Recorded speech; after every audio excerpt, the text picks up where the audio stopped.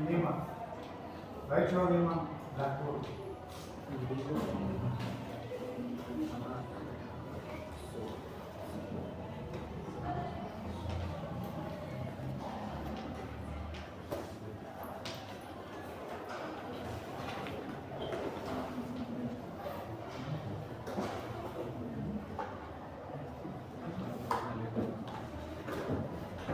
So my topic is India to my native land. So in this chapter, we will go through these points. First, we will discuss about technical aspects and then explanation. And after that, we will discuss about the theme of the chapter. So coming to technical aspects of the chapter is a sonnet. The poetry is in the form of a sonnet. Sonnet has been of 14 lines poem, and in this poem, poet was first posing a problem, and then in last two couplets he was explaining what or the solution. He was giving the solution in last two couplets, I mean last two lines. So, and the rhythm of rhyme of the poem is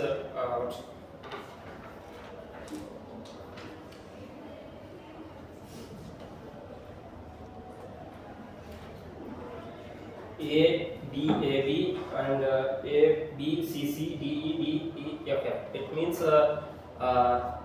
in but cultural music we see sari gama padanisa like this. This is a rhyme, means dhati of the poem to speak it or read it. And giving the background of the poem. The poem was written by Henry Louis Vivan Religio. He was an Anglo-Indian, basically from Portuguese origin, and born in India. His parents are from Portuguese, and he was born in Bengal region. So he was worked in the Hindu University of the Kolkata as a professor.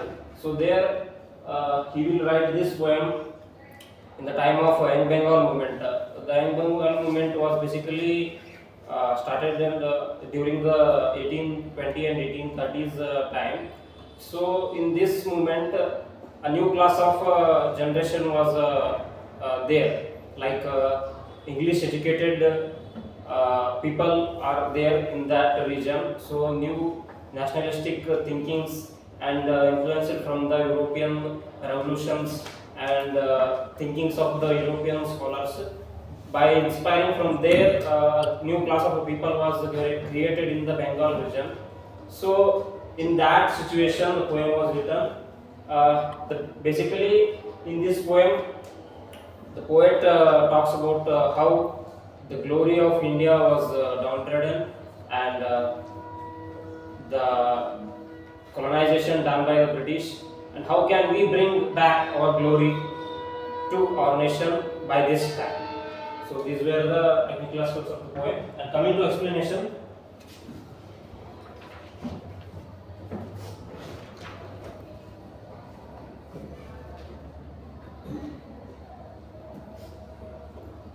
my country in the days of the glory past, a beauteous halo circled round the brow, and worshipped as a deity thou wast.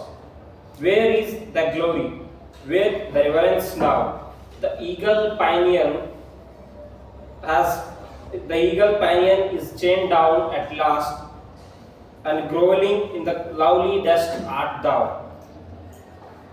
The minstrel has no worth to view for thee, save the sad story of the misery. Save the sad story of the misery. Well, let me dive into the depths of time and bring from out the ages that have rolled. A few small fragments of these wrecks sublime, which human eye may never more behold. And let the guerdon of my labor be, my fallen country, one kind wish for thee. So in this poem, Dirgio in the first two lines, he will personifies India and talks about the glory and richness of our culture. My country in the days of glory passed a beauteous halo circled round the brow. It means in ancient times we have a very rich culture and history about our India. We will worship the motherland as a deity. A beauteous halo circled round the brow means probably you people may seen the circles behind the heads of gods. This is called aura in the spiritual concepts. So, like this, the poet was describing the nation and how we worshipped that deity, and suddenly the eagle pinion is changed, where the glory, where the reverence now. So after these, we have a long history. Before the colonization period, somebody knows about Chola dynasty. Chola dynasty is from South Indian part of the South India, and this dynasty was colonized southeastern countries like Malaysia, Indonesia, Laos, Cambodia, Vietnam, and southeastern far countries are colonized. Controlled by the Chola Empire. But after a political turmoil was started in India, so in that time the British or the Europeans utilized that particular political turmoil in their exploitation of the country. So the eagle pinion is chained down at last, and groveling in the lovely dust art thou. So before the colonization of the Europeans of India or Indian subcontinent, we have a rich tradition of art, culture, science, technology, whatever we do not have. You can see the temples of the Kailasnath temple. Till today, we don't have discovered how the temple was built and what are the technologies used to build that temple. Even today, by using our modern technologies, we cannot build that much of efficient temple in this time. So that is related to engineering, sculpturing, and coming to the astrophysics. We know that we know lot about universal concepts like our Surya Samhita text. It is known as the oldest text about astronomy in the world right now. So in that the aspects about the Earth's geography and solar system were explained well detailed. But now we think that we are developing, and our ancient time people were downtrodden, or they were low, they are primitive in nature, and we think that we have developed over the time. But basically the reality is we are not developed over the time. We are getting away from our cultural roots and getting away from our precious knowledge.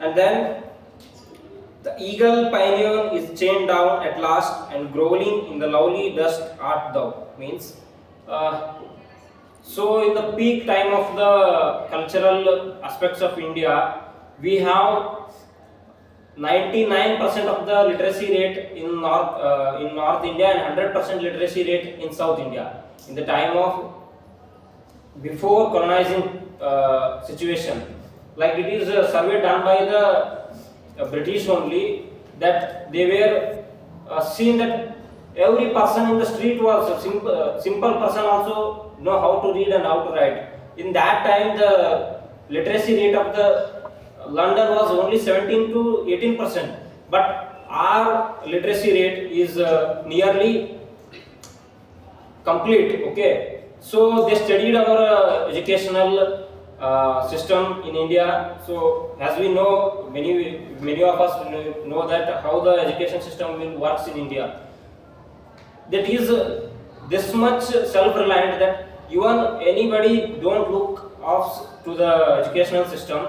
The education system was going like by its own wheels. It doesn't need any help from anyone. Like we can see the Gurukula system. In Gurukula system, what happens? So students from the many aspects of the places will go to the guru's home, and there they will learn by easily without any interruptions as the part of their family.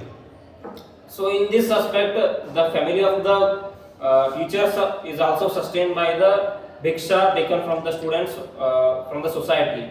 So like this, the whole education system was self-reliant. There is no need of any what states funding to the education system. Although in many states like Magadha state, the education system was funded by the state.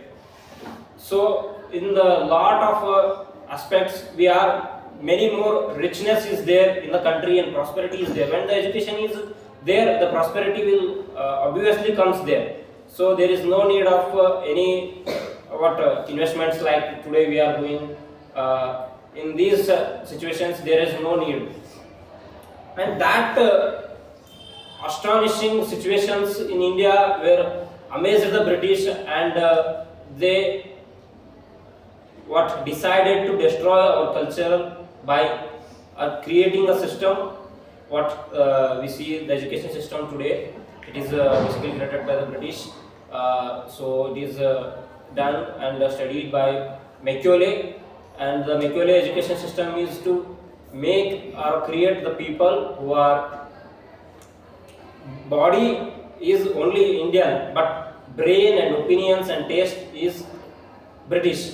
So these people, we are not Indians today by mind. We are just educated and built up by the British theory, and we are not. See, I will give an example of how we are not Indians today.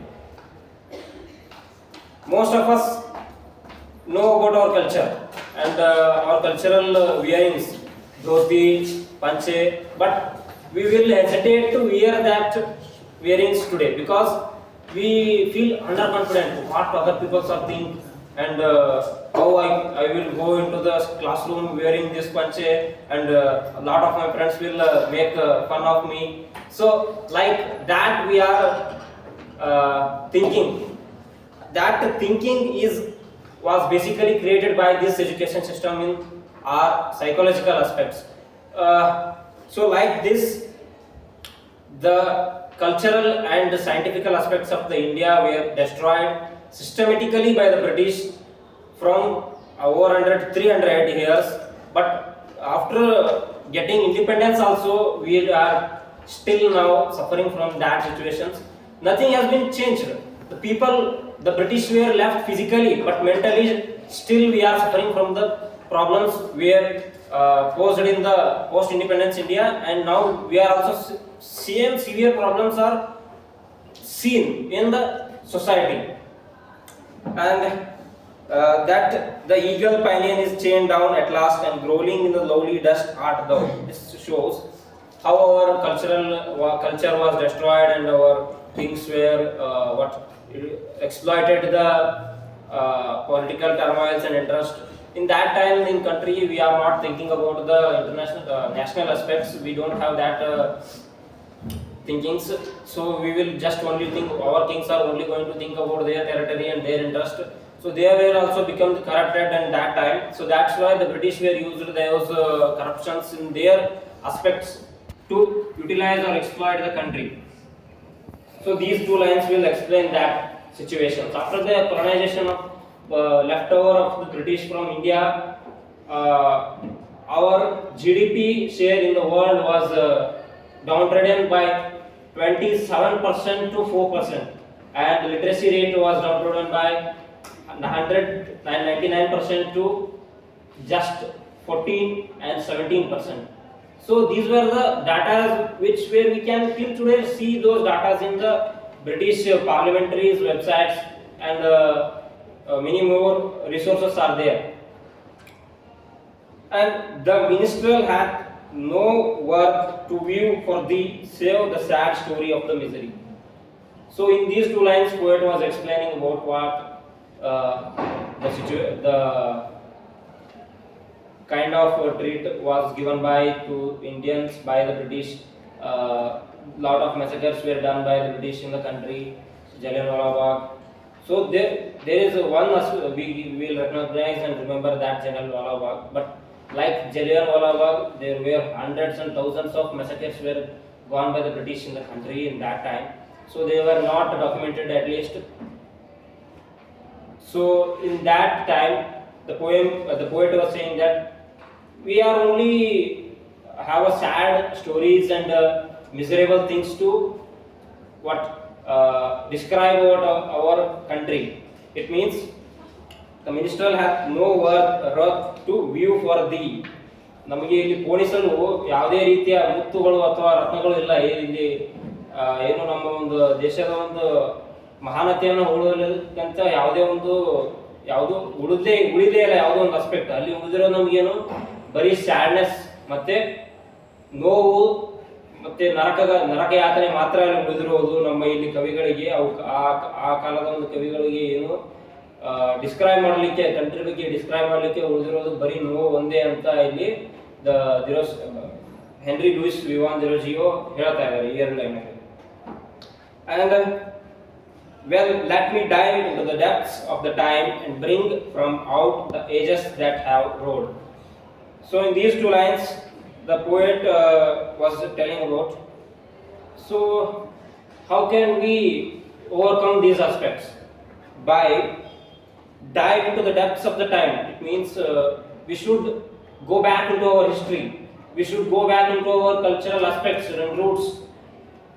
We can see that even our history books are literally, if we study about our history, we will feel regretted, we will feel frustrated. ಇವಾಗ ಇತಿಹಾಸ ಪುಸ್ತಕಗಳನ್ನು ಓದಿದ್ರೆ ನಮಗೆ ಮಹಾನತೆ pride ಬರಂಗಿಲ್ಲ. ಯಾಕಂದ್ರೆ ನಮ್ದು ಇತಿಹಾಸ ಪುಸ್ತಕಗಳನ್ನ ಯಾವ ರೀತಿ ರೆಡಿ ಮಾಡಿದಾರಪ್ಪ ಅಂತಂದ್ರೆ, ನಾವು ಆ ಇತಿಹಾಸ ಪುಸ್ತಕಗಳನ್ನು ಓದಿದ್ರೆ ನಮಗೆ ಒಂದೇ ಒಂದು ಫೀಲಿಂಗ್ ಬರ್ಬೇಕು, ಏನು ನಮ್ದು ಕಡೆ ಏನೂ ಇಲ್ಲ, ಎಲ್ಲ ನಾವು ಏನು ಒಂದು ಲೋವರ್ ರೇಸ್, ನಾವು ಒಂದು ಬುದ್ಧಿ ಇರಲಾರಂತ ಜನರು, ಕಾಡ್ ಜನರು, ಈ ರೀತಿ. If anybody know Aryan invasion theory. So Aryan invasion theory, in this theory the British were portrayed that Indus Valley civilization was completely destroyed by the Aryans who were living in the northeastern Europeans or Central Asia, and the people came from there to Indus Valley civilization and destroyed the people who were living in the Indus Valley and established their rule on the India. So it means ನಾವೆಲ್ಲರೂ ಭಾರತೀಯರಲ್ವೇ ಅಲ್ಲ, ಇಲ್ಲಿದ್ದಂಥ ಭಾರತೀಯ ಮೂಲದ ಜನರನ್ನ ನಾವೇನ್ ಮಾಡಿಬಿಟ್ಟಿದ್ವಿ, ಯುರೋಪ್ಲಿಂದ ಬಂದಂಥ ಜನರು ಸಾವಿರಾರು ವರ್ಷಗಳ ಹಿಂದೆನೇ ಏನ್ ಮಾಡಿಬಿಟ್ಟಿದ್ದಾರೆ, ಎಲ್ಲರನ್ನು ಸಾಯಿಸಿ ಅವರನ್ನ ಕಂಪ್ಲೀಟ್ ಆಗಿ ವೈಪ್ ಔಟ್ ಮಾಡಿ, ಇಲ್ಲಿ ಇರುವಂತವ್ರು ನೀವು ಯಾರು ಬೇರೆ ರೇಸ್ ನಿಂತ ಅಲ್ಲ, ನೀವೆಲ್ಲರೂ ನಾವು ಕೆಳಗಿರೋರೇ ಅಂತೇಳಿ ಬ್ರಿಟಿಷರು ಅದನ್ನ ಏನ್ ಮಾಡಿದ್ರು, ನಮಗೆ ಒಂದು ಥಿಯರಿ ಕೊಟ್ಟರು. Still today also we are learning that theory in our history classes. The mainstream history will not teach about the real history of India. It will only portray what British are tell to us by the over 300 years, and till today also the same thing was told by our history books to us. So to dive into the depths of the time, what we can do, how could we dive into the depths of the time? It means how could we know about our history? ಇವಾಗ ನಾವು ನಮ್ಮ history ಬಗ್ಗೆ ತಿಳ್ಕೊಬೇಕಪ್ಪ ಅಂತಂದ್ರೆ ಹೆಂಗೆ ತಿಳ್ಕೊಬೇಕು? ನಾವು ಇವಾಗ main stream history ಒಳಗಡೆ ಅಂತೂ ನಾವು ಬ್ರಿಟಿಷರು ಏನು ರೆಡಿ ಮಾಡಿದ್ರು ಅದ್ರ ಬಗ್ಗೆ ನಾವು ಏನು ಮಾಡಬೇಕಾಗುತ್ತೆ, ಸ್ಟಡಿ ಮಾಡಬೇಕಾಗುತ್ತೆ. ಅಲ್ಲಿಯೂ ನಮ್ಗೆ ಏನು ಸಿಗಲ್ಲ, ಸತ್ಯ ಸಿಗಲ್ಲ. ನಮ್ಗೆ ನಿಜವಾದ ಸತ್ಯವಾದಂಥ ಇತಿಹಾಸ ಬೇಕಂದ್ರೆ ನಾವು ಎಲ್ಲಿಗೆ ಹೋಗ್ಬೇಕು? We can go through the Vedanta philosophies and the Vedas, and the 18 Puranas are there. So many literatures are there. So by reading those literatures, and I would like to mention about J. Sai Deepak. He was a lawyer, and what I am talking about, the psychologically colonized things. From there you can clearly and more depthly understand those topics. And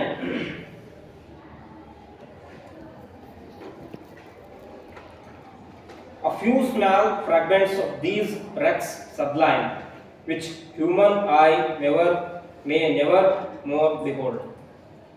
ಈ ಒಂದು ಇತಿಹಾಸದ ಒಂದು ಆಳದಲ್ಲಿ ಧುಮುಕಿ ನಮ್ದು ಯಾವತ್ತೂ ಇದುವರೆಗೂ ನಾವು ನೋಡದೇ ಇರುವಂತಹ ಒಂದು ಸತ್ಯಗಳನ್ನ ಏನ್ ಮಾಡ್ಬೇಕು, ನಾವು ಮತ್ತೆ ಮರಳಿ ಒಂದು ಮೇನ್ ಸ್ಟ್ರೀಮ್ ಹಿಸ್ಟ್ರಿಗೆ ಅಥವಾ ಮೇನ್ ಸ್ಟ್ರೀಮ್ ಅಸ್ಪೆಕ್ಟಿಗೆ ತರಬೇಕು.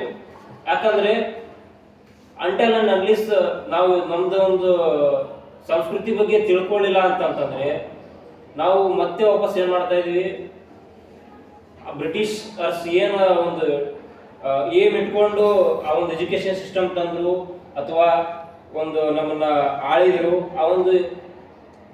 ಅವರ ಒಂದು ಡಿಟರ್ಮಿನೇಷನ್ ಅಥವಾ ಅವರ ಒಂದು ಡಿಸೈಡ್ ಮಾಡಿದ್ದಂತ ಒಂದು ಆಸ್ಪೆಕ್ಟಿಗೆ ನಾವು ಏನ್ ಮಾಡ್ದಂಗಾಗುತ್ತೆ, ಬ್ಯಾಕ್ವರ್ಡ್ಲಿ ಸಪೋರ್ಟ್ ಮಾಡ್ದಂಗಾಗುತ್ತೆ.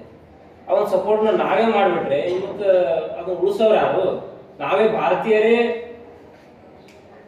ನಮ್ಮ ಒಂದು ಸಂಸ್ಕೃತಿಯನ್ನ ಮರೆತು ಹೋಗ್ಬಿಟ್ರೆ ಮತ್ತೆ ವಾಪಸ್ ನಮ್ಮ ಸಂಸ್ಕೃತಿಯನ್ನ ಬೆಳೆಸೋರು ಯಾರು, ಉಳಿಸೋರು ಯಾರು? ಹೌದಲ್ವಾ? ಸೊ ಅದಕ್ಕೋಸ್ಕರ ಅಲ್ಲಿಂದ ನಮ್ಮ small fragments of these Rex, ನಮ್ಮ ಒಂದು ಇತಿಹಾಸದ ಆಳದಿಂದ ಒಂದು ಚಿಕ್ಕ ಚಿಕ್ಕ ಫ್ರಾಗ್ಮೆಂಟ್ಸ್ ಅಂದ್ರೆ ಸಣ್ಣ ಸಣ್ಣ ಆಸ್ಪೆಕ್ಟ್ಸ್ ಅಂತ ತಿಳ್ಕೊಂಡ್ರೆ ಸಾಕು. ನಾವು ಇವಾಗ ಅಷ್ಟೆಲ್ಲ ನಾವು ತಿಳ್ಕೊಂಡ್ವಿ ಅಂತಂದ್ರೆ ಇವಾಗ ನಾವೇನು ಅಂಡರ್ ಕಾನ್ಫಿಡೆಂಟ್ ಫೀಲ್ ಆಗ್ತೀವಲ್ವಾ, ನಮ್ಮ ಕಲ್ಚರಲ್ ಫಾಲೋ ಮಾಡ್ಬೇಕಪ್ಪ ಅಂತಂದ್ರೆ ಅವಾಗ ಕಲ್ಚರಲ್ ಫಾಲೋ ಮಾಡ್ಬೇಕಾದ್ರೆ ಆ ಅಂಡರ್ ಕಾನ್ಫಿಡೆನ್ಸ್ ಬರಂಗಿಲ್ಲ ಅವಾಗ. ಹೌದಲ್ವಾ? ಯಾಕೆ ಬರಂಗಿಲ್ಲಪ್ಪ ಅಂತಂದ್ರೆ ಅವರ್ ವಾಟ್ ವೇರಿಂಗ್ಸ್ ಪಂಚೆ dhoti they were not blindly followed by the ಅನ್ಸಿಯಂಟ್ people. ಯಾಕಂದ್ರೆ ಆ ಒಂದು ಎಲ್ಲ ವೇಷಭೂಷೆಗಳು ಯಾವ್ದ್ರಿಂದ ಡಿಸೈಡ್ ಆಗಿರ್ತೈತಪ್ಪ ಅಂತಂದ್ರೆ ನಾವು ಇರುವಂತ ಜಿಯೋಗ್ರಫಿಕಲ್ ಕಂಡೀಷನ್ಸ್ ಹೆಂಗಿದಾವು. ಇವಾಗ ಸೌತ್ ಇಂಡಿಯಾದೊಳಗೆ ಏನ್ ಮಾಡ್ತಾರೆ, ಎಲ್ಲರೂ ಪಂಚೆ ಹಾಕ್ತಾರೆ. ನಾರ್ತ್ ಇಂಡಿಯಾದೊಳಗೆ ಏನಾಗ್ತಾರ ಶರ್ವಾನಿ ಮತ್ತು ಬೇರೆ ಬೇರೆ ರೀತಿಯ ಬಟ್ಟೆಗಳನ್ನ ಹಾಕ್ತಾರೆ. ಈ ಒಂದು ಪ್ರತಿ ಬಟ್ಟೆಗಳ ಹಿಂದೆನೂ ಒಂದು ಸೈಂಟಿಫಿಕಲ್ ಸ್ಟಡೀಸ್ ಅದಾವ. ಯಾಕಪ್ಪ ಅಂತಂದ್ರೆ ಇವಾಗ ನೋಡ್ರಿ, ನಾವು ಸೌತ್ ಇಂಡಿಯಾದೊಳಗಡೆ ಎಲ್ಲಿ ಬರ್ತೀವಿ, ನಾವು ಟ್ರಾಪಿಕಲ್ ರೀಜನ್ ಒಳಗಡೆ ಬರ್ತೀವಿ. ಟ್ರಾಪಿಕಲ್ ರೀಜನ್ ಒಳಗಡೆ ಯೂಶುವಲಿ ಏನಿರ್ತೈತಿ, ಸನ್ಲೈಟ್ ಮತ್ತು ಟೆಂಪರೇಚರ್ ಜಾಸ್ತಿ ಇರ್ತೈತಿ. ಈ ಟೆಂಪರೇಚರ್ ಜಾಸ್ತಿ ಇರೋದ್ರಿಂದ ಇಲ್ಲಿ ನಾವು ನಮ್ಮ ಉಡುಗೆ ತೊಡುಗೆಗಳು ಏನಿರ್ತಾವೆ, ಪಂಚೆ ಶರ್ಟ್ ಇಂಥದ್ರಿಂದ ಏನಾಗುತ್ತೆ, ನಮ್ದು ಬಾಡಿ ಟೆಂಪರೇಚರ್ ಮೇಂಟೈನ್ ಆಗಿರುತ್ತೆ. ಇಲ್ಲಿ ನಾವು ಜೀನ್ಸ್ ಪ್ಯಾಂಟ್ ಹಾಕೊಂಡ್ವಿಂತಪ್ಪ ಅಂತಂದ್ರೆ ಯುರೋಪ್ದೊಳಗೆ ಹೆಂಗೆ ಹಾಕೊಂತೀವಲ್ಲ ನಾವು, ಆ ರೀತಿ ನಾವು ಫೋರ್ಸ್ಫುಲಿ ಇವಾಗ ಇಂಪ್ಲಿಮೆಂಟ್ ಮಾಡಿಬಿಟ್ಟಿದ್ದಾರೆ. ಅದನ್ನ ನಾವು ಕಂಪ್ಲೀಟ್ಲಿ ತೆಗೆದಂತೂ ಹಾಕೋಕ್ಕಾಗಲ್ಲ. ಅದರ ಅರ್ಥ ನಾಳೆಯಿಂದ ನಾವೆಲ್ಲರೂ ಏನು ಪಂಚೆ ಉಟ್ಕೊಂಡ್ ಬರ್ಬೇಕಾಗಿಲ್ಲ. ಅಥವಾ ಯಾರೇ ಉಟ್ಕೊಂಡ್ ಬಂದ್ರು ನಾವೇನ್ ಮಾಡ್ಬೋದು, ಅಂಡರ್ ಕಾನ್ಫಿಡೆಂಟ್ ಫೀಲ್ ಆಗ್ಬೋದು, ಅವ್ರಿಗೆ ಅಸಹ್ಯ ಮಾಡಬಾರ್ದು. ಅಥವಾ ಅದ್ರ ಬಗ್ಗೆ ರ್ಯಾಷನಲ್ ಆಗಿ ಲಾಜಿಕಲ್ ಆಗಿ ಥಿಂಕ್ ಮಾಡಬೇಕು. ಯಾವುದೇ ಒಂದು ಕಾನ್ಸೆಪ್ಟ್ ಇರಲಿ ಅದ್ರ ಬಗ್ಗೆ ನಾವು ರ್ಯಾಷನಲ್ ಆಗಿ ಲಾಜಿಕಲ್ ಆಗಿ ಇದು ಯಾಕೆ ಹಿಂಗೆ ಅಂತ ಥಿಂಕ್ ಮಾಡಲ್ಲ. ನಾವೇನ್ ಮಾಡ್ತೀವಿ, ಅಡ್ಡ ತಿಡ್ಡಿ ಕ್ವಶನ್ ಹೇಳ್ತಿರ್ತದೆ. ಇವಾಗ ಅಭಿಷೇಕ ಮಾಡ್ತಿರ್ತಾರೆ ಅಂತ ತಿಳ್ಕೊರಿ ದೇವಸ್ಥಾನದೊಳಗೆ, ಅಲ್ಲಿ ಅಭಿಷೇಕ ಮಾಡುವಾಗ ಹಾಲು ಹಾಕ್ತಾರಪ್ಪ ಶಿವಲಿಂಗ ಮೇಲೆ. ಅದಕ್ಕೆ ಯಾಕೆ ಹಾಕ್ತಿ ಹಾಲು, ವೇಸ್ಟ್ ಆಗುತ್ತೆ. ಅದನ್ನೇ ಮಾಡಬೇಕು, ಅಲ್ಲಿ ಬಡವರಿಗೆ ಕೊಡೋದು. ಅದು ಫೈನಲಿ ಆ ಹಾಲನ್ನ ಅಲ್ಲಿ ಹಾಕಿ ಪ್ರಸಾದ ಮಾಡಿ ಬಡವರಿಗೆ ಕೊಡೋದನ್ನ. ಆದ್ರೆ ಇದನ್ನ ಹೆಂಗೆ ಪೋರ್ಟ್ರೇ ಮಾಡಿರ್ತಾರಪ್ಪ ಅಂತಂದ್ರೆ ಇಂಡಿಯನ್ಸ್ ಎಲ್ಲರೂ ಮೂರ್ಖರು, ಇವ್ರಿಗೆ ಬುದ್ಧಿಲ್ಲ, ಕಲ್ಲು ಮೂರ್ತಿ ಪೂಜೆ ಮಾಡ್ತಾರ, ಈ ರೀತಿ ಏನ್ ಮಾಡ್ತಾರ, ನಮ್ಗೆ ಬಿಂಬಿಸ್ತಾರ ಇಂಟರ್ನ್ಯಾಷನಲ್ ಸ್ಟೇಜ್ ಒಳಗಡೆ. ಇದ್ರ ಒಳಗಡೆ ಇರುವಂತ ಸೈನ್ಸ್ ನಾವು ತಿಳ್ಕೊಳ್ಳಿಲ್ಲ ಅಂತಂದ್ರೆ ನಾವು ಇದನ್ನ ಡಿಫೆಂಡ್ ಮಾಡಕ್ ಆಗಂಗಿಲ್ಲ. ಈಗ ಯಾರೋ ನಮ್ಗೆ ಅಂದ್ರೆ ಅಂತ ತಿಳ್ಕೊ, ಹಂಗ್ ಮಾಡ್ಬಾರ್ದಪ್ಪ ಅಂತಂದ್ರ, ಈಗ ನಿನಗೂ ಅದನ್ನ ಹೆಂಗ್ ಮಾಡ್ಬಾರ್ದಪ್ಪ ಮಾಡ್ಬೇಕಂತ ಗೊತ್ತಿರ್ಲಿಕ್ಕ ಅಂತಂದ್ರ ಅವಾಗ ಏನಾಗುತ್ತೆ, ನಾವು ಅದನ್ನ ಡಿಫೆಂಡ್ ಮಾಡಕ್ ಆಗಂಗಿಲ್ಲ. ನಾವು ಅವ್ರಿಗೆ ಏನಾಗುತ್ತೆ, ಅವಾಗ ಅಗ್ರಿ ಆಗ್ಬೇಕಾಗತ್ತೆ. ಹಂಗ ನಾವು ಅಗ್ರಿ ಹಾಕೊಂತ ಹೋಗ್ಬಿಟ್ರ ಇವಾಗ ನಾವು ನೋಡ್ಬೋದು 3 ಜನರೇಷನ್ಸ್ ನಮ್ಗೆ ಕಣ್ಣಿಗೆ ಕಾಣ್ತೇವೆ. ಅವಾಗ ನಮ್ಮ ತಾತ ಮುತ್ತಾತರ ಎಲ್ಲರೂ ಏನ್ ಮಾಡ್ತಾರೆ, ಅವರು ಟ್ರೆಡಿಷನಲ್ ಡ್ರೆಸ್ಸಸ್ನ ಹಾಕ್ತಾರೆ. ನಮ್ಮ ಯಾರು ತಂದೆ ಅಂದ್ರೆ ಎಲ್ಲರೂ ಏನ್ ಮಾಡ್ತಾರೆ, ಒಂದ್ ಸ್ವಲ್ಪ ಫಾರ್ಮಲ್ ಡ್ರೆಸ್ ಹಾಕ್ತಾರೆ. ನಾವು ನೋಡ್ರಿ jeans pant, shirt, watch, shoes. ಅವು ಅದು ತಪ್ಪಂತ ಹೇಳತ್ತಿಲ್ಲ ನಾನು. ಅದನ್ನ ನಾವು ಏನ್ ಮಾಡ್ಬೇಕು, ತಿಳ್ಕೋಬೇಕು. ಎದಕ್ಕೆ ನಾವು ಫಾಲೋ ಮಾಡತ್ತೀವಿ ಬ್ಲೈಂಡ್ಲಿ. ಎಷ್ಟರ ಮಟ್ಟಿಗೆ ವೆಸ್ಟರ್ನ್ ಕಂಟ್ರೀಸ್ ಇವಾಗ ನಮ್ಮದು ads through psychologically, social media also, social ಮೀಡಿಯಾದೊಳಗಡೆ ಎಷ್ಟರ ಮಟ್ಟಿಗೆ ನಮ್ಮನ್ನ ಸೈಕಾಲಜಿಕಲಿ ಕಾಲನೈಸ್ ಮಾಡತ್ತಾರಪ್ಪ ಅಂತಂದ್ರ, ಜಸ್ಟ್ ಒಂದು ರೀಲ್ ನೋಡಿದ್ರೆ ಅದ್ರೊಳಗಡೆ ಎಷ್ಟು reels, Facebook pages, YouTube videos ಎಲ್ಲ ಕಡೆಯಿಂದ ನಾವು ಆಡ್ಸ್ನ ಕಂಟಿನ್ಯೂಸ್ಲಿ ಪಂಪ್ ಮಾಡತ್ತಾರೆ. ಇದನ್ನು ಇವಾಗ ನಾವು ಲೈಫ್ ಒಳಗೆ ಸಕ್ಸಸ್ ಅಂದ್ರೆ ಏನಪ್ಪಾ ಅಂತಂದ್ರೆ ಒಂದು ಕಾರು, ಬಂಗ್ಲೆ, ಬಟ್ಟೆ ಇಷ್ಟೆಲ್ಲ ಇದ್ರೆ ಲೈಫ್ ಸಕ್ಸಸ್. ಅದು ಇದನ್ನೆಲ್ಲ ಎದರಿಂದ ಪಂಪ್ ಮಾಡ್ತಾರೆ? ಸೋಷಿಯಲ್ ಮೀಡಿಯಾ ಅಂತ ಪಂಪ್ ಮಾಡ್ತಾರೆ ನಮ್ಮ ಬ್ರೇನ್ಸಿಗೆ. ಇದ್ರಲಿಂತ ನಾವು ಇವಾಗ್ಲಿಂತ ಇಷ್ಟು ಕಂಟ್ರೋಲ್ ಆಗತ್ತೀವಿ. ಯಾರಿಂದ? ನಮ್ಗೆ ಆಸೆ ಇರಲ್ಲ, ಏನೋ ಒಂದು ಕಾರ್ ತಗೋಬೇಕಂತ ಏನು ಆಸೆ ಇಲ್ಲ ನಮ್ಗೆ.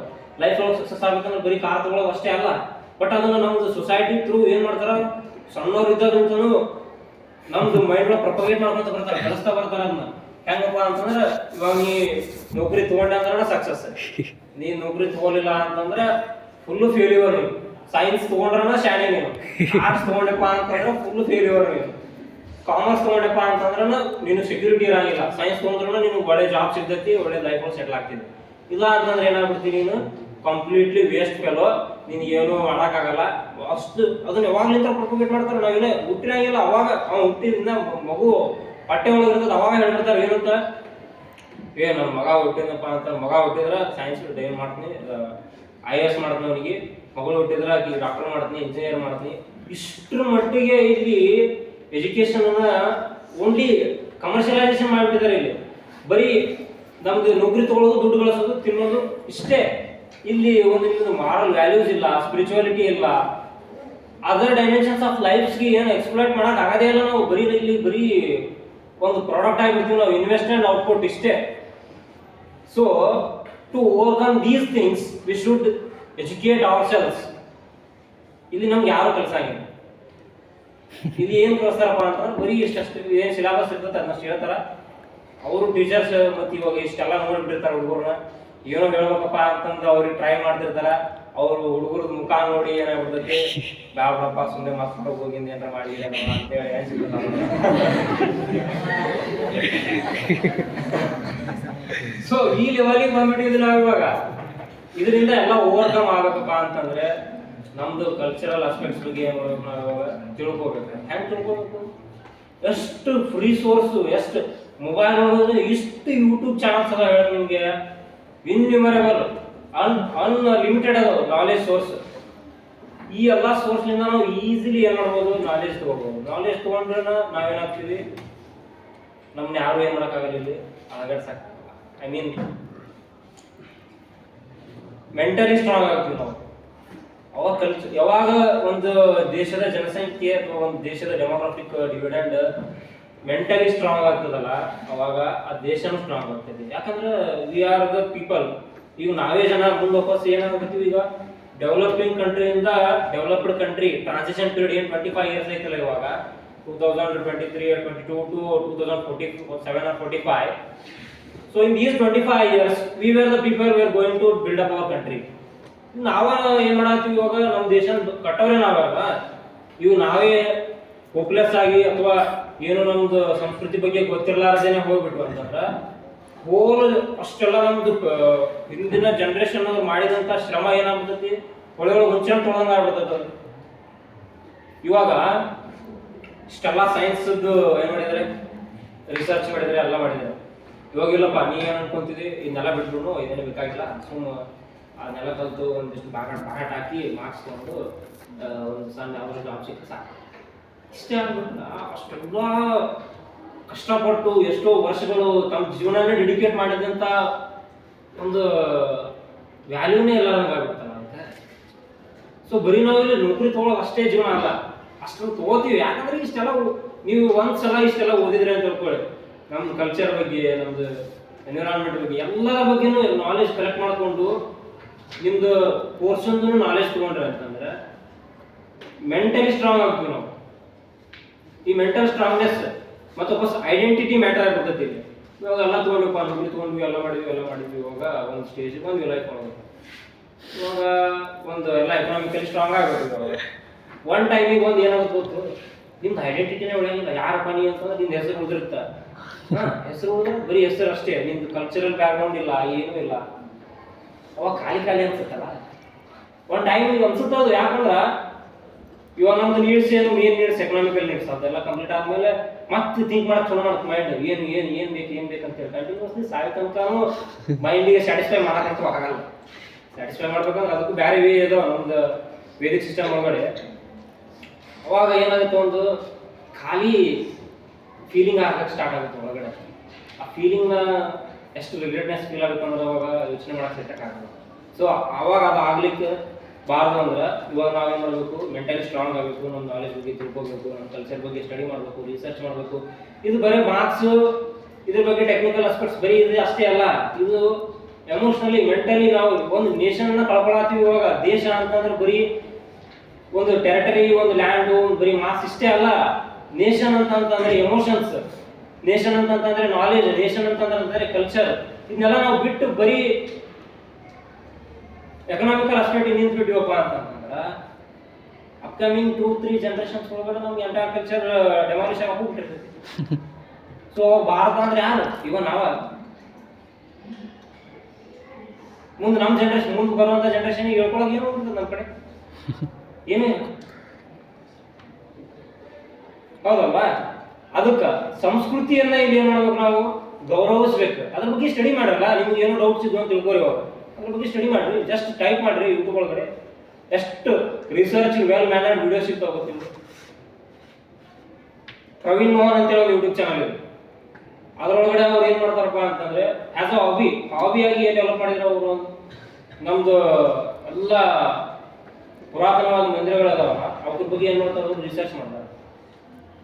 ರಿಸರ್ಚ್ ಎಷ್ಟು ನೀಟಾಗಿ ಮಾಡಿರ್ತಾರಪ್ಪ ಅಂತಂದ್ರೆ ಅವರು, ಇವನ್ ನಾವು ಏನ್ ಜಾಬ್ ಮಾಡ್ತೀವಲ್ಲ ಅಷ್ಟು ನೀಟ್ ಮಾಡಲ್ಲ. ಅದು ನೋಡಿರ್ಬೇಕಾರ ಅಲ್ಲಿ ಒಂದು ನಿಮ್ಗೆ ಡಿಫ್ರೆಂಟ್ ಡೈಮೆನ್ಷನ್ಸ್ ಇರ್ತದೆ. ಹಿಂಗೋಯ್ತು ತಾನೊಂದು ಕಲ್ಚರ್ ಅಂತೇಳಿ. ಸೊ ಅಲ್ಲಿ ಇಂಥ ಏನ್ ಮಾಡ್ಬೋದು, ನಾವು ನಾಲೆಜ್ ಕಲೆಕ್ಟ್ ಮಾಡ್ಕೋಬಹುದು. ಅದೇ ಹೇಳ್ತಾ ಇದ್ದಾರೆ ಇಲ್ಲಿ ಪೋಯಟ್. ಏನ್ ಹೇಳ್ತಾ ಇದ್ದಾರೆ, let me dive into the depths of the time. ಗತಿಸಿ ಹೋದಂತ ಕಾಲದಲ್ಲಿ ಮತ್ತೆ ನನಗೆ ಏನ್ ಮಾಡ್ರಿ, ಮುಳುಗಲಿಕ್ಕೆ ಅವಕಾಶ ಮಾಡಿಕೊಡ್ರಿ. ಅಲ್ಲಿ ನಾನು ಅಲ್ಲಿ ಹೋಗ್ತೀನಿ ವಾಪಸ್. ಅಲ್ಲಿಂದ ಏನ್ ತಗೊಂಡ್ಬರ್ತೀನಿ, ನಾನು ನಾಲೆಜ್ ತಗೊಂಡ್ಬರ್ತೀನಿ. ಅಲ್ಲಿಂದ ನಂದು ಏನ್ ತಗೊಂಡ್ಬರ್ತೀನಿ, ನಾನು ನನ್ನತನ ತಗೊಂಡ್ಬರ್ತೀನಿ, ಐಡೆಂಟಿಟಿ ನಾನು ತಗೊಂಡ್ಬರ್ತೀನಿ ವಾಪಸ್ ಅದನ್ನ ಅಂತ ಹೇಳ್ತಾ ಇದ್ದಾರೆ ಪೋಯಟ್. ಬಟ್ ನಾವು ಹೇಳ್ಬೇಕಲ್ಲ ಅದನ್ನ, ಬರೀ ಪೋಯಟ್ ಅವ್ರು ಹೇಳ್ಬಿಟ್ರು. ಅವಾಗ್ಲೇ ಯಾಕೆ ಹೇಳ್ತಾ ಇದ್ರು ಅಂತಂದ್ರೆ, ಇದು ಸಿಚುವೇಶನ್ ಏನು ಸ್ಟಾರ್ಟ್ ಆಗಿತ್ತಲ್ಲ, ಈಗ ನಾವು ಅನುಭವ ಆಯ್ತವಲ್ಲ, ಇದು ಸ್ಟಾರ್ಟ್ ಆಗಿದ್ದೆ ಅವಾಗ್ಲಿಂತರ. ಎಲ್ಲರೂ ನೋಡಾತಿದ್ರು, ಇಗ್ನೋರ್, ಎಷ್ಟು ಇಗ್ನೋರೆನ್ಸ್ ಐತಂದ್ರೆ ನಮ್ದು ಇಲ್ಲಿ ನಮ್ಗೆ ಎಲ್ಲ ಗೊತ್ತಿರುತ್ತೆ. ಆದ್ರೂ ಏನು ಮಾಡೋದು ನಮ್ಗೆ ಯಾಕಪ್ಪ? ಇಲ್ಲಿ ನಮ್ದು ಇಂಡಿಯನ್ಸ್ ಪ್ರಾಬ್ಲಮ್ ಏನಪ್ಪಾ ಅಂತಂದ್ರೆ, ಎಲ್ರಿಗೂ ಭಗತ್ ಸಿಂಗ್ ಹುಟ್ಲಿ ಅಂತ ಆಸೆ ಇರ್ತೈತಿ. ಆದ್ರೆ ಭಗತ್ ಸಿಂಗ್ ಮಗಳ ಮನ್ಯಾಗ ಹುಟ್ಟ್ಯಾನ. ನಮ್ಮ ಮನ್ಯಾಗ ಭಗತ್ ಸಿಂಗ್ ಹುಟ್ಟಿ ಮತ್ತೆ ಕ್ರಾಂತಿ ಆಗತ್ತ. ಅದಕ್ಕ ಭಗತ್ ಸಿಂಗ್ ಬೇಕು ಎಲ್ರಿಗೂ. ಆದ್ರೆ ಭಗತ್ ಸಿಂಗ್ ನಮ್ಮ ಮನ್ಯಾಗ ಬೇಕಾಗಿಲ್ಲ. ಭಗತ್ ಸಿಂಗ್ ಮಗಳ ಮನ್ಯಾಗ ಬೇಕಾ, ಸತ್ರ ಅವ್ರ ಮನ್ಯಾಗ ಸಾಯ. ಇಷ್ಟು ಸೆಲ್ಫಿಶ್ನೆಸ್ ಇರಬಾರ್ದು. ಎಲ್ರು ಒಂದಿನ ಸಾಯ್ಲೇಬೇಕಲ್ವಾ? ಯಾರು ಇಲ್ಲೇ ಊಟ ಮಾಡ್ಕೊಂಡಿರ್ತೀವ, ನಾವು ಸಾಯ್ತೀವಿ, ಎಂಟೈರ್ಲಿ ಇರ್ತೀವ? ಇಲ್ಲ, ಎಲ್ರು ಒಂದಿನ ಸಾಯ್ಲೇಬೇಕು. ಸೊ ಅದನ್ನ ರಿಯಾಲಿಟಿ ಏನ್ ಮಾಡಲ್ಲ, ನಾವು ತಿಳ್ಕೊಳಂಗೇ ಇಲ್ಲ. ಆ ರಿಯಾಲಿಟಿ ತಿಳ್ಕೊಳಾರ್ದ ನಾವು ಒಟ್ಟ ಹುಟ್ಟಿದಾಗಿಂತ ಹಿಡ್ಕೊಂಡು ಇಲ್ಲಿವರೆಗೂ ಏನ್ ಎಜುಕೇಶನ್ ತಗೊಂಡಿವಿ ಅದೆಲ್ಲ ಏನು ಗೊಬ್ಬರ ಇದ್ದಂಗದ, ಏನು ಉಪಯೋಗನೇ. ನೀವು ಹೆಂಗೂ ಒಂದು ಜಾಬ್ ತಗೊಳಂಗಿಲ್ಲ. ನೀವು ಇಷ್ಟೆಲ್ಲ ಆಪರ್ಚುನಿಟೀಸ್ ಅದಾವ, ಇಷ್ಟೆಲ್ಲ ಇದಾವ, ಜಾಬ್ಸ್ ಆಗಿಲ್ಲ ನಮ್ಗೆ. Knowledge is base, knowledge important. ಹೌದಲ್ವಾ? ವರ್ಡ್ ಕೂಡ ಅದನ್ನೇ ಹೇಳ್ತಾ ಇದ್ದಾರೆ ಇಲ್ಲಿ. Which human I may never more behold. ಅಂದ್ರೆ ಇದುವರೆಗೂ ನಾವು ಇಮ್ಯಾಜಿನೇ ಮಾಡೋಕ್ಕಾಗಿರೋದಿಲ್ಲ. ಅಷ್ಟು ಏನೈತೆ ಅದು ಪ್ರೀಶಿಯಸ್ ಐತೆ, ಅದಕ್ಕೆ ಬೆಲೆ ಕಟ್ಟಕ್ಕಾಗಲ್ಲ. ಇನ್ನೊಂದು ಚಾನಲ್ ಇದೆ. ಯಾಕೆ ಇಷ್ಟೆಲ್ಲ ಎದಕ್ಕೆ ಎಕ್ಸ್ಪ್ಲೇನ್ ಎದಕ್ಕೆ ಹೇಳಾದ್ರು ಅಂದ್ರೆ, last 4 to 3 years with my education ಇದನ್ನೇ ಮಾಡಿದ್ದೀವಿ ನಾವು. ಇದರಿಂದ ಎಷ್ಟು ಈಸಿಯಾಗಿ ನಾಲೆಜ್ ಆಕ್ಸೆಸ್ ಆಗುತ್ತಂದ್ರೆ, ಇವಾಗ ಎಷ್ಟೋ ಜನರು ಅದನ್ನು ವೇದಗಳನ್ನ ಓದಬೇಕಪ್ಪ ಅಂತಂದ್ರೆ ಒಂದೇ ಲ್ಯಾಂಗ್ವೇಜ್ ಬರಲ್ಲ, ಅದು ಕಲೆಕ್ಟ್ ಮಾಡಬೇಕು, ಎಲ್ಲ ಎದಕ್ಕೆ ಬೇಕು? ಅಷ್ಟೆಲ್ಲ ನಾಲೆಜ್ ಸ್ಟಡಿ ಮಾಡಿ ರೆಡಿ ಮಾಡಿ ಬಿಟ್ಟಿದ್ದಾರೆ ಮೆಟೀರಿಯಲ್ ಯೂಟ್ಯೂಬ್ ಒಳಗೆ. ಎಷ್ಟು ಚಿನ್ಮಯ ಅಂತ ಒಂದು ಚಾನಲ್ ಇದೆ. ಆ ಚಾನಲ್ ಒಳಗಡೆ ಒಂದು ವೇದಾಂತ ಫಿಲಾಸಫೀಸ್ ಮೇನ್ ಟಾಪಿಕ್ಸ್ ಏನಿದಾವಲ್ಲ ಅದನ್ನ ನಾವು ನೀಟಾಗಿ ಏನು ಮಾಡಿದ್ದಾರೆ ಅವರು, ನಾಟಕ ರೆಡಿ ಮಾಡಿ ಅದನ್ನು ಈಸಿ ಲ್ಯಾಂಗ್ವೇಜ್ ಒಳಗಡೆ ಜನರಿಗೆ ತಲುಪೋದಕ್ಕೆ ಅವಕಾಶ ಮಾಡಿಕೊಟ್ಟಿದ್ದಾರೆ. ಇವನ್ನೆಲ್ಲ ನಾವು ನೋಡಬೇಕು. ಇದನ್ನೇ ಹೇಳ್ತಾರೆ poet, let me dive in the depths of the time ಅಂತಂದ್ರೆ ಅದೇ ನಮ್ದು ಏನು ಹೋಗ್ಬಿಡತ್ತೆ ಇವಾಗ ಅದು ನಾಲೆಜ್ ಕಲ್ಚರ್ ಎಲ್ಲ, ಅದನ್ನ ಮತ್ತೆ ವಾಪಸ್ ತರಬೇಕು ಅಂತ ಹೇಳ್ತಾ ಇರೋದು ಅವರು. ಅಂತಂದ್ರೇನೆ ಏನಾಗುತ್ತೆ, ನಮ್ಮ ಭಾರತೀಯತೆ ಉಳಿತೈತಿ ನಮ್ಮಲ್ಲಿ. ಇಲ್ಲ ಅಂತಂದ್ರೆ ಬ್ರಿಟಿಷರು ಏನು ಅನ್ಕೊಂಡಿದ್ರು ಅದೇ ಫೈನಲಿ ಏನಾಗ್ಬಿಡ್ತೈತಿ, ಇಂಪ್ಲಿಮೆಂಟ್ ಆಗ್ಬಿಡ್ತೈತಿ. ಹೆಂಗ ಈಗ ಆಸ್ಟ್ರೇಲಿಯಾ ಗೊತ್ತು, ಆಸ್ಟ್ರೇಲಿಯಾದೊಳಗಡೆ ನೇಟಿವ್ ಪಾಪ್ಯುಲೇಷನ್ ಇರ್ತದೆ. ಫಸ್ಟ್ ನೇಟಿವ್ ಪಾಪ್ಯುಲೇಷನ್ ಇರಬೇಕಾದ್ರೆ ಇಲ್ಲಿಂದ ಬ್ರಿಟಿಷರು ಹೋಗಿ ಕಾಲನೈಸ್ ಮಾಡೋಕೆ ಸ್ಟಾರ್ಟ್ ಮಾಡ್ತಾರೆ ಅದನ್ನ ಆಸ್ಟ್ರೇಲಿಯನ್ ಕಾಂಟಿನೆಂಟ್ನ. ಇಷ್ಟು ಕ್ರೂಯಲಿ ಅಲ್ಲಿದ್ದಂಥ ನೇಟಿವ್ ಪಾಪ್ಯುಲೇಷನ್ ಸಾಯ್ ಹಿಡಿತಾರ ಅವರು ಬ್ರಿಟಿಷರು. ಅನ್ ಇಮ್ಯಾಜಿನೇಬಲ್. ಅಲ್ಲಿದ್ದಂಥ ಎಲ್ಲರೂ ಪ್ರಾಣಿಗಳಿಂತ ಕಡೆಯಾಗಿ ನಾವು ಇವಾಗ ಅಷ್ಟು ಕ್ರೂಯಲ್ ಆಗಿ ಅವ್ರನ್ನೆಲ್ಲರನ್ನು ಸಾಯಿಸಿ ಏನು ಮಾಡ್ಬಿಡ್ತಾರೆ, ಒಂದು piece of a land utilise by British. Right ನಾವು ಕಂಟ್ರಿ ಐತಿ ಆಸ್ಟ್ರೇಲಿಯಾ, ಬಟ್ ಅಲ್ಲಿರೋರು ಯಾರು ಆಸ್ಟ್ರೇಲಿಯನ್ಸ್ ಅಲ್ಲ, ಅಲ್ಲಿರೋರು ಯುರೋಪಿಯನ್ ಇಂತ್ರ ಏನೋ ಮೈಗ್ರೇಟ್ ಆಗೋರು. ಅಮೇರಿಕಾದ ಫಸ್ಟ್ ನೇಟಿವ್ ಪಾಪ್ಯುಲೇಷನ್ ಅಲ್ಲ. ಆ ನೇಟಿವ್ ಪಾಪ್ಯುಲೇಷನ್ ಎಲ್ಲ ಇರುತ್ತಲ್ಲ, ಅದು ಎಲ್ಲಿಂದ ಹೋಗಿತ್ತು? ಅದು ಎಲ್ಲಿಂದ ಹೋಗಿತ್ತಪ್ಪ ಅಂತಂದ್ರೆ ಇಂಡಿಯಾ ಇಂತ್ರ ಮಾಯನ್ ಸಿವಿಲೈಸೇಷನ್ ಅಂತ ಬರುತ್ತಾ ಎಲ್ಲಿ ಅಮೇರಿಕನ್ ಕಾಂಟಿನೆಂಟ್ ಒಳಗಡೆ. ಮಾಯನ್ ಸಿವಿಲೈಸೇಷನ್ ಬೇಸಸ್ ನಮ್ಗೆ ಎಲ್ಲಿ ಸಿಗ್ತಾವಪ್ಪ ಅಂತಂದ್ರೆ ನಮ್ದು ವೇದಿಕ ರೂಟ್ಸ್ ಸಿಗ್ತಾವೆ. ವೇದಿಕ ಮಾಯಾಸುರ ಅಂತೇಳಿ ಒಬ್ಬ ಏನಿರ್ತಾರ, ಮಾಯಾ ಅಸುರ. ಮಾಯಾ ಅಂದ್ರೆ ಇವಾಗ ಏನ್ ನೋಡ್ತಾ ಇದೀವಲ್ಲ, ಇದೆಲ್ಲ ನಮ್ಗೆ ವೇದಿಕ್ ಟೆಕ್ಸ್ಟ್ ನೋಡಿ ಏನಂತಾರೆ ಮಾಯಾ ಅಂತಾರೆ. ಮಾಯಾ ಅಸುರ ಅಂದ್ರೆ he was the architecture what engineer from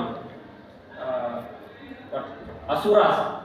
ಅವನು ಅಲ್ಲಿಗೆ ಹೋಗಿ ಏನ್ ಮಾಡ್ತಾನೆ, ಒಂದು ಕಂಪ್ಲೀಟ್ ಸಿವಿಲೈಸೇಷನ್ ಸ್ಟಾರ್ಟ್ ಮಾಡ್ತಾನೆ. ಅಲ್ಲಿದ್ದಂಥವ್ರೆಲ್ಲ ನೇಟಿವ್ ಪಾಪ್ಯುಲೇಷನ್ ಎಲ್ಲಿಂದ ಬಂದಿದ್ದು? ಇಂಡಿಯಾದಿಂದ ಹೋಗಿದ್ದು. ಅದು ಯಾರಿಗೂ ಇವತ್ತು ಮೇನ್ ಸ್ಟ್ರೀಮ್ ಇಷ್ಟೊಳಗೆ ಎಲ್ಲಿ ಸಿಗಂಗಿಲ್ಲ ನಮ್ಗೆ. ಎಲ್ಲ ನಮ್ಗೆ ಎಲ್ಲಿಂದ ಸಿಗುತ್ತೆ? ರಿಸರ್ಚ್ ಪೇಪರ್ಸ್ ಅಂತ ಸಿಗುತ್ತೆ. ರಿಸರ್ಚ್ ಪೇಪರ್ ಓದು ಅಷ್ಟಂತೂ ನಮ್ಗೆ ಏನಿರಂಗಿಲ್ಲ, ಪೇಷನ್ಸ್ ಇರಂಗಿಲ್ಲ. ಯಾಕಂದ್ರೆ ನಾವು ನಮ್ಮದೇ ಒಂದು ಮೆಸ್ ಒಳಗಡೆ ಸಿಕ್ಕಾಕೊಂಡಿದ್ದೀವಿ. ಅಷ್ಟು ಮಟ್ಟಿಗೆ ಮೆಸ್ ಒಳಗೆ ಸಿಕ್ಕಾಕೊಂಡಿವಿ ಅಂದ್ರೆ ನಮ್ಗೆ ಇಷ್ಟೆಲ್ಲ ಇದ್ರೂ ಏನು ಮಾಡೋಕ್ಕಾಗಲ್ಲ. ಅಲ್ಲಿ ನಮ್ಮನ್ನು ನಾವು ಅಳವಡಿಸ್ಕೊಳಕ್ ಆಗಿಲ್ಲ. ನಮಗೆ ಟೈಮೇ ಇರಂಗಿಲ್ಲ. ಟೈಮ್ ರೀಲ್ಸ್ ಶಾರ್ಟ್ಸ್ ನೋಡಿದ್ರು ಯಾವಾಗ ಹೋಗುತ್ತೆ ನಮಗೆ ಗೊತ್ತಿರಂಗಿಲ್ಲ. ಇದು ಬೆಟರ್ ಟ್ರೂತ್. ಬಟ್ ನಾವೇನು ಫಸ್ಟ್ ಅಕ್ಸೆಪ್ಟ್ ಮಾಡ್ಕೊಬೇಕಪ್ಪ ಅಂತಂದ್ರೆ ನಮ್ಗೆ ಚೇಂಜ್ ಮಾಡೋಕ್ಕಾಗಲ್ಲ. ನಮ್ದು ಏನೇನದಾವಲ್ಲ ಅವನ್ನೆಲ್ಲ ಏನು ಮಾಡ್ಕೋಬೇಕು, ಫಸ್ಟ್ ಅಕ್ಸೆಪ್ಟ್ ಮಾಡ್ಕೋಬೇಕು. ನಾವು ಹೋದಪ್ಪ ಹಿಂಗಿದ್ದಿ ಆಯ್ತು. ಅದ್ರಿಂದ ನೀವು ಒಂದ್ಸಲ ನೀವೇನಾರ ಹೊರಗೆ ಬಂದು ಯೋಚನೆ ಮಾಡಿರಪ್ಪ ಅಂತಂದ್ರೆ ನಿಮ್ಗೆ ಎಷ್ಟು ಫೀಲ್ ಆಗುತ್ತೆ ಗೊತ್ತು? ಒಂದು ಡಿಫ್ರೆಂಟ್ ಡೈಮೆನ್ಷನ್ ಆಫ್ ಲೈಫ್ ಒಳಗಡೆ ಎಷ್ಟು ಚೆನ್ನಾಗಿ ಜೀವನ ಮಾಡ್ತಿರಪ್ಪ ಅಂತಂದ್ರೆ, ಅಪ್ಪ ನಾ ಇಲ್ಲಿಂದ ಹೊರಗಡೆ ಬಂದೆ, ಬೆಸ್ಟ್ ಆಯ್ತು, ಇಲ್ಲ ಅಂದ್ರೆ ನಾ ಏನೋ ಆಗ್ಬಿಡ್ತಿದ್ದೆ ಅಂತ ಅನ್ಸುತ್ತೆ. ಸೊ ಅಲ್ಲಿಂದ ಹೊರಗೆ ಬರ್ಬೇಕಪ್ಪ ಅಂತಂದ್ರೆ ನಮ್ಮ ಕಲ್ಚರಲ್ ಆಸ್ಪೆಕ್ಟ್ಸ್ ಬಗ್ಗೆ ನಾವೇನು ಮಾಡಬೇಕು, ರಿಸರ್ಚ್ ಮಾಡಬೇಕು, ತಿಳ್ಕೋಬೇಕು, ನಮ್ದು ಗ್ಲೋರಿ ಬಗ್ಗೆ ತಿಳ್ಕೋಬೇಕು. ಇಲ್ಲ ಅಂತಂದ್ರೆ ಇಂಡಿಯಾ ಇಂಟರ್ನ್ಯಾಷನಲ್ ಸ್ಟೇಜ್ ಒಳಗೆ ಇಷ್ಟೇ ನಮ್ಮ ಸ್ಟೇಜ್ ಇವಾಗ. ಬಟ್ ಇವಾಗಿನದೊಳಗೆ ಏನು ಹೇಳ್ತಾರ, ನಮ್ದು ಎಸ್ ಜಯಶಂಕರ್ ಹೋಗೋದೆಲ್ಲ ಫಾರಿನ್ ಮಿನಿಸ್ಟರು ಮತ್ತು ಕರೆಂಟ್ ಗೌರ್ಮೆಂಟಿಂದ ತೊಗೊಂಡಂತಹ ಡಿಸಿಷನ್ಸ್ಗಿಂತ ಏನಾಗೈತಿ, ಒಂದು ಎಕನಾಮಿಕಲಿ ನಾವು ದೊಡ್ಡದೊಂದು ಮಾರ್ಕೆಟ್, ಅದಕ್ಕೆ ನಮ್ಮನ್ನ ಏನು ಮಾಡ್ತಾರೆ, ಜಸ್ಟ್ ಆ್ಯಸ್ ಅ ಮಾರ್ಕೆಟ್ ಅಂತ ಟ್ರೀಟ್ ಮಾಡ್ತಾರೆ. ನಮ್ಗೆ ಇಷ್ಟೆಲ್ಲ ಪಾಪ್ಯುಲೇಷನ್ ಐತಪ್ಪ, ನಮ್ಮ ಕಡೆ ಪಾಪ್ಯುಲೇಷನ್ ಐತಪ್ಪ ಅಂತಂದ್ರೆ ಇವ್ರಿಗೆ ಬಿಟ್ಟುವಪ್ಪ ಅಂತಂದ್ರೆ, ಅಥವಾ ಇವ್ರಿಗೆ ಗೌರವ ಕೊಡಲಿಲ್ಲ ಅಂತಂದ್ರೆ ಇವ್ರು ಏನು ಮಾಡ್ತಾರೆ, ನಮ್ಮ ನಾಳೆ ಅವ್ರ ಮಾರ್ಕೆಟ್ ಆಕ್ಸೆಸ್ ಕೊಡಂಗಿಲ್ಲ ಅಂತ ನಮ್ದು ಎಕನಾಮಿಕ್ಸ್ ಡೆವಲಪ್ ಆಗೋಣ ಅಂತ ವೆಸ್ಟರ್ನ್ ಕಂಟ್ರೀಸ್ ಏನು ಮಾಡ್ತಾರೆ, ನಮಗೆ ಆಸ್ ಅ ಮಾರ್ಕೆಟ್ ಟ್ರೀಟ್ ಮಾಡ್ತಾರೆ. But they still believe that ಅವರು ಸಿವಿಲೈಸೇಷನ್ಲಿ ರೇಷಿಯಲ್ಲಿ ಏನು ನಮಗಿಂತ ಹೈಯರ್ ಅದ ಅಂತ ಬಿಲೀವ್ ಮಾಡ್ತಾರೆ.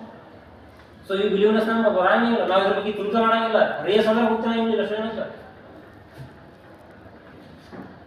ಸೊ ಇದು ಎಷ್ಟು ಸೀರಿಯಸ್ ಮ್ಯಾಟರ್ಪ್ಪ ಅಂತಂದ್ರೆ, ಇಷ್ಟೆಲ್ಲ ರಕ್ತ ಹರಿಸಿ ಸ್ವತಂತ್ರ ಕೊಟ್ಟೋದ್ರಲ್ಲ ನಮ್ದು ಫ್ರೀಡಮ್ ಫ್ಯಾಕ್ಟರ್ಸ್. ಫೈನಲಿ ನಾವೇನು ಮಾಡಿದ್ವಿ? Are we really free? ಸ್ವತಂತ್ರ ಹೊಂದಿದ್ವ ನಾವು ನಿಜವಾಗ್ಲೂ? ಮತ್ತು ಅಷ್ಟೆಲ್ಲ ರಕ್ತ ಹರಿಸಿ ಜೀವನನೇ ತ್ಯಾಗ ಮಾಡಿರೋ, ಏನು ಹೆಚ್ಚು ಕಮ್ಮಿ ಹಿಂದೆ ಮುಂದೆ ನೋಡೋದನ್ನ ಜೀವ ತ್ಯಾಗ ಮಾಡಿದ್ರು. ಮತ್ತು ಅವ್ರ ಜೀವಕ್ಕೆ ಬೆಲೆ ಏನು? ಬೆಲೆ ಅಂತ ಜೀವ ಕಟ್ಟಕ್ಕಾಗಲ್ಲ. ಅಟ್ಲೀಸ್ಟ್ ಅವನ್ನ ರೆಸ್ಪೆಕ್ಟ್ ಮಾಡ್ಬೋದಲ್ಲ.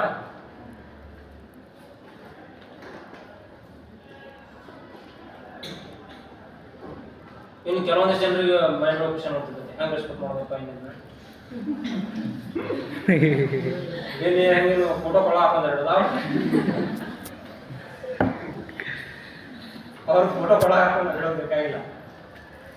ಏನು ಮಾಡ್ಬೋದು ನಾವು? ಅವರು ಒಂದು ಕ್ವಾಲಿಟೀಸ್ ನಮ್ದು ಲೈಫ್ ಒಳಗೆ ಇಂಪ್ಲಿಮೆಂಟ್ ಮಾಡ್ಕೋಬೋದಲ್ಲ, ನಮ್ಮ ಕ್ಯಾರೆಕ್ಟರ್ ಬಿಲ್ಡಪ್ ಮಾಡ್ಬೋದಲ್ಲ, ಅವ್ರ ಬಗ್ಗೆ ಜಾಸ್ತಿ ಬುಕ್ಸ್ ಓದ್ಬೋದಲ್ಲ. ಬುಕ್ಸ್ ಅಂದ್ರೆ ಓದಾಕಿಲ್ಲ. ಕುಕು FM ಅಂತ ಒಂದು ಆ್ಯಪ್ ಐತಿ. ಆ ಆ್ಯಪ್ ಒಳಗಡೆ ಎಲ್ಲ ಆಡಿಯೋ ಬುಕ್ಸ್ ಅದಾವೆ. ಅಷ್ಟು ಈಸಿ ಅಂದ್ರೆ ಜಾಸ್ತಿ ಹೇಳ್ಕೊಂಡು ಹಾಕೊಂಡು ಆನ್ ಮಾಡಿಬಿಟ್ರೆ ಮುಗಿತಾರೆ. ಈಸಿಲಿ ಸಮರಿ ಕೊಟ್ಬಿಡ್ತಾರೆ ಅವರು. ನೀವು ವಾರಾಗಂಟಲೆ ವರ್ಷಗಂಟಲೆ ಓದ್ಬೇಕಾಗಿತ್ತು ಭಾಳ ಅಂದ್ರೆ ಒಂದು 10 to 15 ಡೇಸ್ ಕಂಪ್ಲೀಟ್ ಆಗುತ್ತೆ. ಸಬ್ಸ್ಕ್ರಿಪ್ಷನ್ ಒಂದು 300 ರೂಪಾಯಿ ಇರ್ಬೋದು ಅಷ್ಟೇ. ಒಂದು ಬುಕ್ನೇ 300 ರೂಪಾಯಿ ಕೊಟ್ಟು ತೊಗೊಳಂಗೆ ಯಾರು, ಒಂದು 3-4 ಒಲೆ 300 ರೂಪಾಯಿ ಸಾವಿರಾರು ಬುಕ್ಕಿಗೆ ಎಕ್ಸೆಸ್ ಸಿಗ್ಬರುತ್ತೆ, ಫ್ರೀ ಎಕ್ಸೆಸ್ ಈಸಿಲಿ ಯಾವಾಗ ಬೇಕಾದವ. ಸೊ ಇದನ್ನೆಲ್ಲ ಯೋಚನೆ ಮಾಡ್ಬೇಕಪ್ಪ ಅಂತಂದ್ರೆ ನಾವೇನು ಮೆಸ್ ಒಳಗೆ ಇದೀವಲ್ಲ, ಆ ಮೆಸ್ಸಿಂದ ಒಂದ್ಸಲ ಹೊರಗೆ ಬಂದು ಯೋಚನೆ ಮಾಡಬೇಕು. ಏನಪ್ಪ ಈಗ ಏನು ಮಾಡೋದು ನಾನು ಡೈಲಿ ಲೈಫು ಕಾಲೇಜ್ಗೆ ಬಂದೆ ಓದಿದೆ ಕ್ಲಾಸ್ಗೆ ಹೋದೆ ನೋಟ್ಸ್ ಮಾಡಿದೆ ಓದೆ ಮಕ್ಕಳು ಮನೆಗೆ ಹೋದೆ ಉಂಡೆ ಮಕ್ಕಳು ಹೌದಲ್ಲ ಮಾಡತ್ತೀವಿ ತಪ್ಪಲ್ಲ ಬಟ್ ಇದನ್ನೆಲ್ಲ ಇದಕ್ಕೆ ಮಾಡತ್ತೀವಿ ನಾವು ಫೈನಲಿ ಒಂದು ಎಕನಾಮಿಕಲ್ ಸ್ಟೆಬಿಲೈಸೇಷನ್ ಸಂಬಂಧ ಮಾಡತ್ತೀವಿ ಬರೀ ಇದನ್ನು ಮಾರ್ಕ್ಸ್ ಪಾಯಿಂಟ್ ಆಫ್ ವ್ಯೂನಿಂದ ಎಜುಕೇಶನ್ ಏನೋ ಔಟ್ಪುಟ್ ಚೆನ್ನಾಗಿಲ್ಲ ಜಸ್ಟ್ ನಾವು ಹೋಗ್ಬೋದು ಮಾರ್ಕ್ಸ್ ಹೋಗ್ಬೋದು ಸರ್ಟಿಫಿಕೇಟ್ ಕೊಡ್ತಾರೆ ಅದಾದ್ಮೇಲೆ ಎಕ್ಸಾಮ್ ಬರೋದು 2 after 3 hours ಏನು ಬರ್ದಿರೋದು ನೆನಪಿರಾಗಿಲ್ಲ ಯಾವ ಕ್ವಶನ್ ಬಂದಿರೋ ನೆನಪಿರಾಗಿಲ್ಲ ಯಾಕಂದ್ರೆ ನಾವು ಓನ್ಲಿ ಎದ್ರ ಬಗ್ಗೆ ಥಿಂಕ್ ಮಾಡಿರ್ತೀವಿ ಈ ಕ್ವಶನ್ ಇಷ್ಟು ಸೆಂಟೆನ್ಸ್ ಬೇಕು ಇಲ್ಲಿ ಆನ್ಸರ್ ಬೇಕು ಇದು ಬಂದು ಬೇಕು ಇದು ಬಿಟ್ಟರೆ ಬೇಕು ಆಯ್ತಪ್ಪ ಎಕ್ಸಾಮ್ ಓದಿದ್ದು ಯಾಕಂದ್ರೆ ಅದೆಲ್ಲ ಓದಿದ್ದೆ ಎಕ್ಸಾಮ್ ಸಂಬಂಧ ಓದಿರ್ತೀವಿ ಎಕ್ಸಾಮ್ ಓದಿದ್ರೆ ಇಂಪಾರ್ಟೆನ್ಸ್ ಇರುತ್ತೆ ಲೈಫ್ ಒಳಗೆ ಏನಿಲ್ಲ ಮತ್ತೆ ಅದು ಯಾಕೆ ನೆನ್ಬಿಟ್ಟು ಬ್ರೇನ್ ಟೆಕ್ನಿಕಲಿ ಅದು ರಿಲೈಸ್ ಮಾಡಿಬಿಡುತ್ತೆ ಸೊ ಹಿಂಗಾದ್ರೆ ಬ್ರೇನ್ ಖಾಲಿನ ಹೋಗ್ಬಿಡುತ್ತೆ ಅಂಟಿಲ್ ಡೆತ್ ಸರ್ಟಿಫಿಕೇಟ್ ಏನೋ ರೌಂಡ್ ಸಿಗ್ಬೋದು ನಮ್ಮ ಡಿಗ್ರಿದು SSLC ಒಂದೇ ಈಗಂತೂ LKG ಇಂದ ನಾವು ಹುಟ್ಟಿದಾಗ ನರ್ಸರಿಯಿಂದ ಸಾವಿರ ತನಕ ಸರ್ಟಿಫಿಕೇಟ್ ಕೊಡ್ತಾರೆ ಇವಾಗಂತೂ just certificate piece of paper ಅನ್ನು ಕಲೆಕ್ಟ್ ಮಾಡ್ಕೊಂಡು ಒಂದು ಫೈಲ್ ಮಾಡಿ ಜಿಪ್ ಹಾಕಿ ಕೊಡೋದು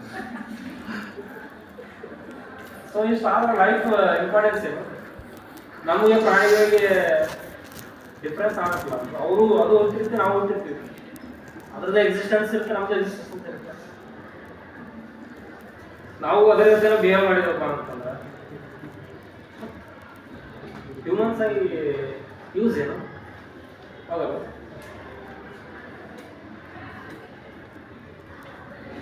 and let the garden of my labor be my fallen country one kind wish for thee last line ಒಳಗಡೆ ಏನು ಹೇಳ್ತಾ ಇದ್ದಾರೆ ಸೊಲ್ಯೂಷನ್ ಕೊಡ್ತಾರೆ ಏನು ಸೊಲ್ಯೂಷನ್ ಇಷ್ಟೆಲ್ಲ ಹೇಳಿದ್ನಲ್ಲಪ್ಪ ನಾನು ಹೋಗಿ ಎಲ್ಲ ಮಾಡ್ಲಿಕ್ಕಪ್ಪ ಅಂತಂದ್ರೂ ಸ್ವಲ್ಪ ಆದರೂ ನಮ್ಮದು ನೇಷನ್ ಬಗ್ಗೆ ಒಂದು ಸ್ವಲ್ಪ ಸ್ಟಡೀಸ್ ಮಾಡಿರಿ ನಮ್ಮದು ಡೇ ಟು ಡೇ ಲೈಫ್ ಒಳಗಡೆ ಒಂದು 10 minutes ಕೊಡಲ್ಲ ಲೈಫ್ ಎಷ್ಟೆಲ್ಲ ಟೈಮ್ ವೇಸ್ಟ್ ಮಾಡ್ತೀವಿ ನಾವು ನಮ್ಮ ಕಂಟ್ರಿ ಬಗ್ಗೆ ಒಂದು 10 minutes ಕೊಡೋಕ್ಕಾಗಿಲ್ಲ ನಮ್ಮ ಲೈಫ್ ಒಳಗೆ ಒಂದು ಡೇ ಒಳಗೆ ಒಂದು 10 minutes ಕೊಡೋಕ್ಕಾಗಿಲ್ಲ ಕೊಡ್ಬೋದಲ್ಲ ಈಸಿಲಿ ಕೊಡ್ಬೋದು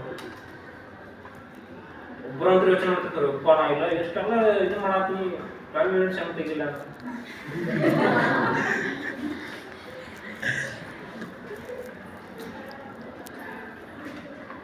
ಅದು ಹೇಳ್ತಾ ಇದ್ರೆ ಇಷ್ಟೆಲ್ಲ ನಾನು ಎಕ್ಸ್ಪ್ಲೇನ್ ಮಾಡಿದ್ನಲ್ಲಪ್ಪ ಕುವೆಂಪು ನಂದು ಲೇಬರ್ ಏನು ಕೊಡ್ತೀರಿ ನೀವು ಅಂತ ಕೇಳ್ತಾ ಇದ್ದಾರೆ poet and the let garden of my labor be ನನಗೆ ಏನು ಕೊಡ್ತಾರಪ್ಪ ನೀವು ಅಂತ ಕೇಳತ್ತಾರ ಅವ್ರು ಸೊ ಏನು ಬೇಕಾಗಿಲ್ಲ ಅಲ್ಲಿ ಅವ್ರು ಮ್ಯಾಗ ಎಕ್ಸ್ಪ್ಲೇನ್ ಮಾಡಿದ್ದಾರೆ ಏನಂತ ಎಕ್ಸ್ಪ್ಲೇನ್ ಮಾಡಿದ್ದಾರೆ ನಮ್ದು ಕಲ್ಚರಲ್ ಆಸ್ಪೆಕ್ಟ್ಸ್ ನಮ್ಮ ಹಿಸ್ಟ್ರಿ ಬಗ್ಗೆ ತಿಳ್ಕೊಳ್ಳಿ ಜಾಸ್ಟ್ ದಿನಕ್ಕೊಂದು 10 minutes ವಿಡಿಯೋ ನೋಡಿರಲ್ಲ ನೀವೇನು ಓದೋದು ಬೇಕಾಗಿಲ್ಲ ಎಲ್ಲ ಬುಕ್ಕ ತೊಗೊಂಡು ಬಿಕಾಡಿ ಕುಂತು ಇಲ್ಲಿ ಮ್ಯಾಕ್ ಇದೆ ಎಲ್ಲ ಭಾಷೆ ಬಂದಿದ್ದು ಅಂತೇಳಿ ಏನು ಬೇಕಾಗಿಲ್ಲ ಡೇ ಒಳಗಡೆ ಒಂದು 10 minutes ಮತ್ತು ವಾಪಸ್ ಎಲ್ಲ ಆಸ್ಪೆಕ್ಟ್ ನಾವು ಪ್ರತಿಯೊಂದು ಏನು ನಮ್ದು ಬ್ರೈನ್ ಒಳಗಡೆ ಓಡ್ತಿರ್ತೈತಲ್ಲ ಅದ್ರ ಬಗ್ಗೆ ಕಾನ್ಷಿಯಸ್ಲಿ ಥಿಂಕ್ ಮಾಡೋದು ಕಾನ್ಷಿಯಸ್ಲಿ ಅಂದ್ರೆ ಹಂಗೆ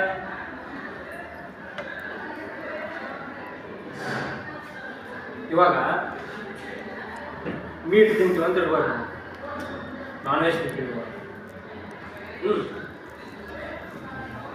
ಎದ್ರ ಸಂಬಂಧ ನ್ಯೂಟ್ರಿಷನ್ ಲೆವೆಲ್ ಆಗು ಇದು ಏನೋ ಹೇಳ್ತಾರೆ ತಿನ್ನೋ ಡಿಪೆಂಡ್ ಮಾಡ್ಕೊಳ್ಳೋ ಸಂಬಂಧ ಈಗ 1 kg ಮೀಟ್ ರೆಡಿ ಆಗಬೇಕಪ್ಪ ಅಂತಂದ್ರೆ ಮಿನಿಮಮ್ 6 kg ಏನು ಬೇಕು ಪ್ಲಾಂಟ್ ಪ್ರೋಟೀನ್ ಬೇಕು ಅಂದರೆ ಪ್ಲಾಂಟದ್ದು ಅಷ್ಟು ಪ್ರಾಡಕ್ಟ್ ಏನಾಗಬೇಕು ಬೇಕು ಸೊ ಅಷ್ಟು ಪ್ರೋಟೀನ್ ಬೇಕಪ್ಪ ಅಂತಂದ್ರೆ ಇವಾಗ ನಾವು ದಿನಕ್ಕೆ ನಾವು ಒಂದು ವಾರದೊಳಗೆ ಒಂದು 2 ಬೇರೆ ಏನು ಮೀಟ್ ಕನ್ಸಂಪ್ಷನ್ ಮಾಡ್ತಿದ್ವಿ ಅಂತ ಇಟ್ಕೋಬೇಕು